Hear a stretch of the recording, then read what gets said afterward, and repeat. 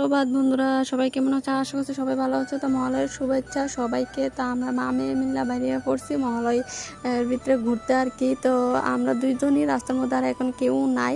তখন বাজে 5:30 মনে হয়।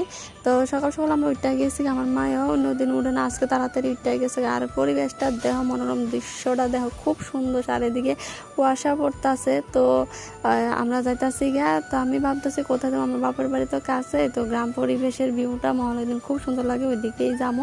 তো ভিডিওটা আমার আমি অনেকদিন পরে আপলোড করতে আসি, তোমরা কিছু মনে করো না, এডিট করানোর টাইম পাইছি না, একটু মানিয়ে নিও। তো দেখো আমার মেয়েও খুব খুশি, অন্যদিন কিন্তু হাঁটে না, আজকে হাঁটতেছে। তো কার কার মহালয়ের দিন সকালবেলা ঘুরতে ভালো লাগে? আমার তো খুব ভালো লাগে। আগে তো টিভি দেখতাম, টিভির মধ্যে মহালয় দেখতাম, এখন আর দেখি না। এখন বিয়ার পরে প্রত্যেক মহালয়ের দিন সকালবেলা হাঁটতাম বাইরে জায়গা। তো এবার হাজব্যান্ড আইসেন, আমরা মা মেয়ে মিলে আইতেছে। তো গ্রামের পরিবেশ আর চারিদিকে কুয়াশাটা দেওয়া খুব খুব ভালো লাগে আর কি। তো কার কারো পূজার শপিং টপিং হয়ে গেছে কমেন্টে জানাইও, আমরাও করতেছি।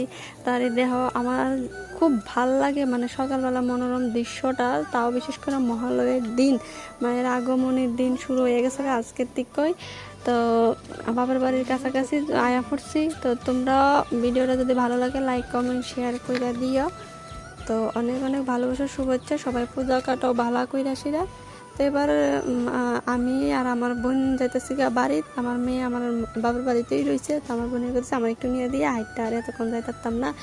তো দেখো এখনও কুয়াশা কমছে না, 7:30 8টা বাজে। তো এবার বাড়ি যেতেছি। ভিডিওটা যদি ভালো লাগে লাইক কমেন্ট শেয়ার করে দিও। Tata, bye bye.